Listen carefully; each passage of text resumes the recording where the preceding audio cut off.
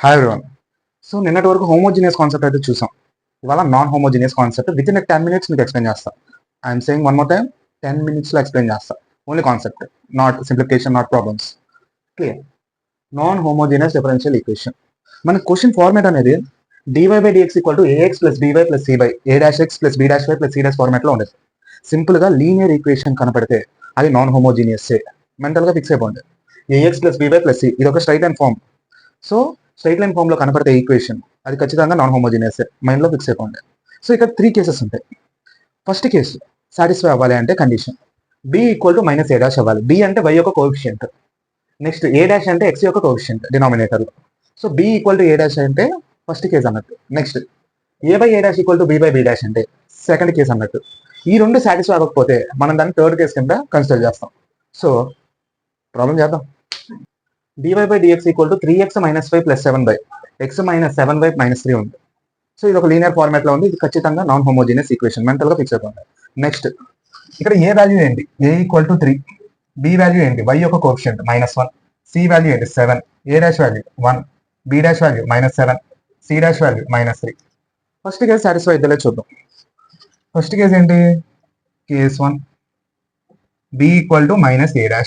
b అంటే ఇక్కడ -1 = -a' value 1.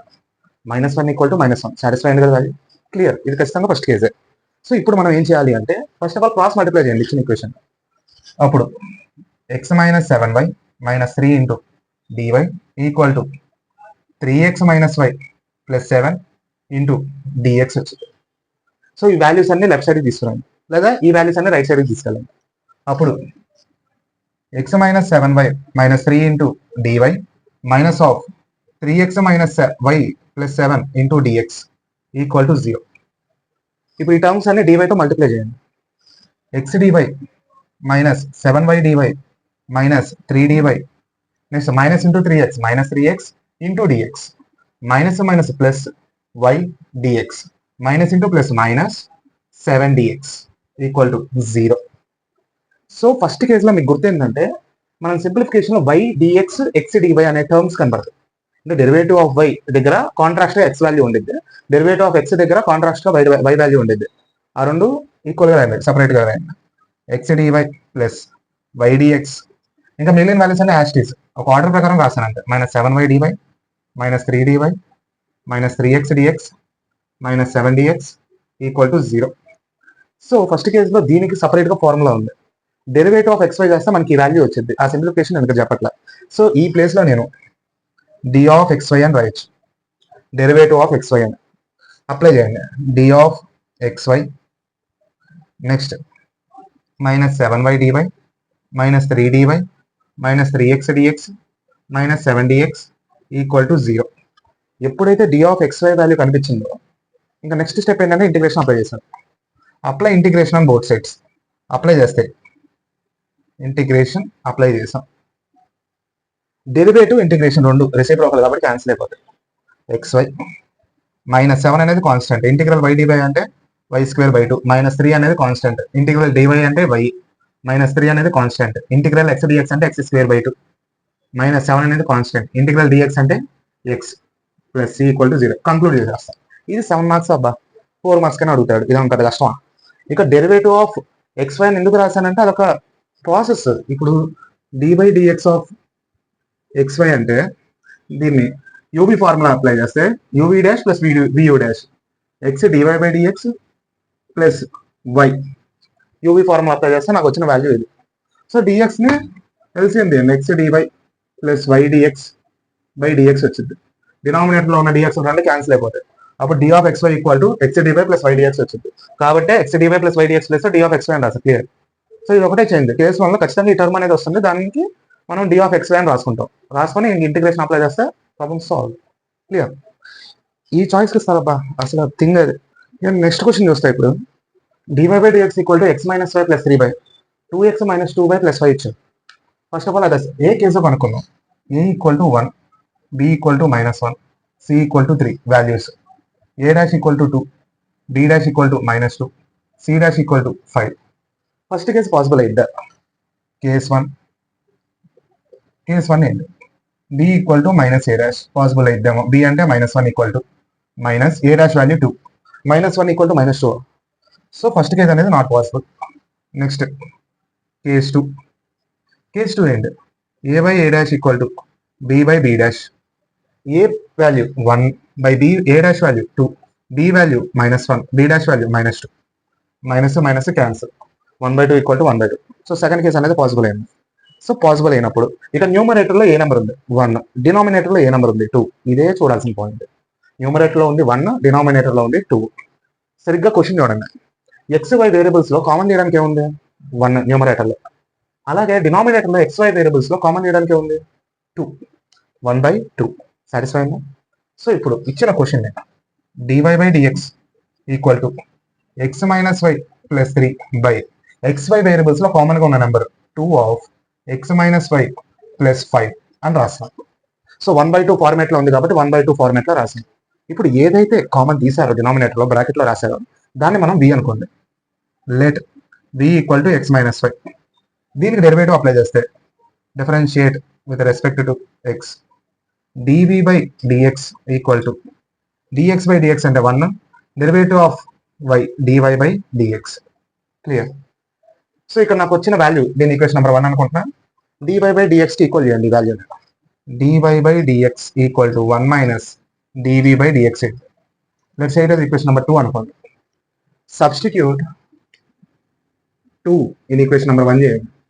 అప్పుడు dy by dx ప్లేస్లో ఈ వాల్యూ రాయొచ్చు. 1 minus dv by dx equal to, ఇప్పుడు x మైనస్ వై ప్లేస్లో మనం ఏమనుకున్నాం v అనుకున్నాం. v plus 3 by next 2 into x minus y అంటే v, 2v ప్లస్ 5. క్లియర్? ఇప్పుడు 1 minus dv by dx equal to 1 minus v plus 3 by 2v plus 5 dv by dx కి equal చేసుకుంటున్నాం. LCM చేయండి. 2v plus 5 minus of v plus 3 by 2v plus 5 that is equal to 2v plus 5 minus v minus 3 by 2v plus 5 that is equal to 2v minus v అంటే v, 5 minus 3 అంటే plus 2 by 2v plus 5. దేనికి equal? dv by dx కి equal. So ఇప్పుడు దీన్ని ఇక్కడతో ఈ some అనేది close. ఇప్పుడు వేరియబుల్ సెపరబుల్ మెథడ్ వచ్చింది. వేరియబుల్స్ అన్ని సపరేట్ చేయండి. వీలన్నీ ఒక సైడ్, ఎక్స్ అన్ని ఒక side. 2v plus 5 by v plus 2 dv. డినామినేటర్లో dx ఉంది కాబట్టి అటు సైడ్ తీసుకెళ్ళండి, న్యూమరేటర్లోకి వచ్చింది ఇంటూ dx. వేరియబుల్స్ ఎప్పుడైతే సపరేట్ అవుతాయి ఏం చేయాలన్నా వేరియబుల్ సెపరబుల్లో apply integration on both sides. Integration apply చేసి సాల్వ్ చేయడమే. సో సింప్లిఫికేషన్ చెప్పట్లా, మీకు కాన్సెప్ట్ చెప్తున్నా. క్లియర్? ఇది సెకండ్ కేజీ ఫార్మాట్. ఇక్కడ బ్రాకెట్లో ఏ వాల్యూ అయితే వచ్చిందో ఆ వాల్యూనే మనం అనుకుంటాం. ఇక్కడ నేను ఎక్స్ మైనస్ వై అన్నాను అని ప్రతి సమ్లో ఎక్స్ మైనస్ వై రాదు. ఓకేనా? క్వశ్చన్ చూద్దాం. X minus y of dy equal to x plus y plus 1 of dx.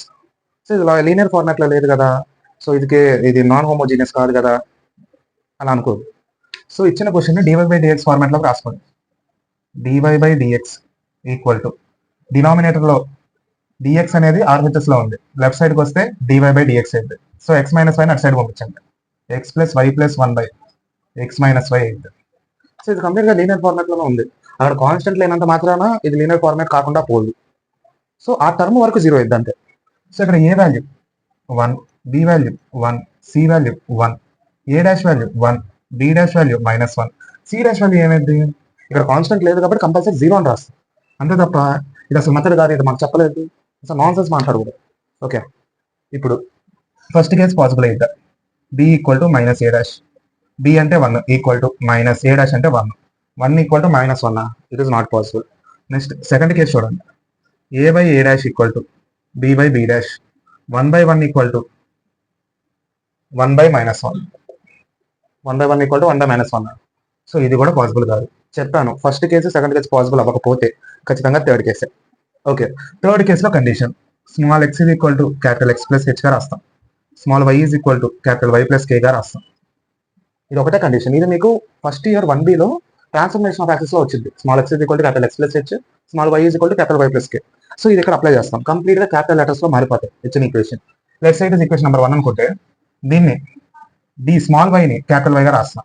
Dx equal to small x ప్లేస్లో capital X plus h, small y ప్లేస్లో capital y plus K plus 1 by small x ప్లేస్లో capital X plus h minus of small y ప్లేస్లో capital y plus k. ఇది రాశాను.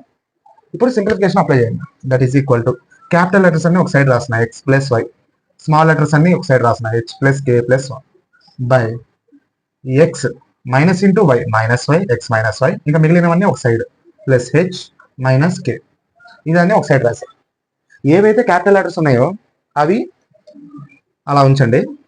ఏవైతే small letters ఉన్నాయో HK వాల్యూస్లో ఆ H value కే value కనుక్కోవాలి. ఇప్పుడు లెట్ ఇక్కడ బ్రాకెట్లో కాకుండా మిగిలింది ఏంటి, H plus K plus one equal to 0 అనుకుంటున్నాను. అదొక ఈక్వేషన్గా తీసుకుంటున్నాను. Let's say it as equation number 2 అనుకుంటున్నాను. అండ్ అలాగే third equation H minus K equal to 0, let's say it as equation number 3 అనుకుంటున్నాను. H 0 K equal to -1/2, H K values are -1/2 -1/2. So ఇది మనకి some లాస్ట్లో ఉపయోగపడింది. సో ఇప్పుడు మీకు చెప్పట్లా, జస్ట్ క్యాలిక్యులేషన్ మీకు తెలియాలి కాబట్టి చెప్తున్నా. ఇప్పుడు మనం ఏం చేస్తామంటే, సో ఈ పార్ట్ వరకు మనం 0 అనుకున్నాం కదా, సో అవి కన్సిడర్ చేయట్లా. ఇప్పుడు ఇచ్చిన క్వశ్చన్ నేను ఇలా రాసిన dy/dx equal to capital X plus Y by capital X minus Y, ఇలా రాశాను. ఈ టర్మ్ మొత్తం జీరోస్ అనుకున్నాం మనం ఈక్వేషన్ 2 ఈక్వేషన్ 3లో, కాబట్టి ఆ వాల్యూస్ రాయలేదు. ఇప్పుడు కంప్లీట్ గా హోమోజినస్ ఫార్మాట్లోకి వచ్చింది. గమనిస్తారు ఇక్కడ x⁻1/1, ఇక్కడ x⁻1/1 కంప్లీట్ గా హోమోజినస్ ఫార్మాట్ లో వచ్చింది. హోమోజినస్ మెథడ్ ఆల్రెడీ చెప్పాను, ఇంకా చెప్పాల్సిన అవసరం లేదు. సో ఏమనుకుంటాం, y is equal to vx అనుకుంటాం కదా. ఇలా తీసుకోకుండా capital y is equal to vx గా రాయండి. ఎక్స్ వైలు క్యాపిటల్ లెటర్స్ రాయండి, అదొకటే చేంజ్, ఇంకా అంతకు మించి ఏమీ లేదు. ఫైనల్ గా వచ్చిన ఆన్సర్ లో హెచ్కే వాల్యూస్ -1/2 -1/2 రాయండి. That's it. Third case complete అయిపోయింది. సోర్స్ చెప్పట్లా, కంటెంట్ చెప్తున్నా, నేర్చుకోండి. All best guys.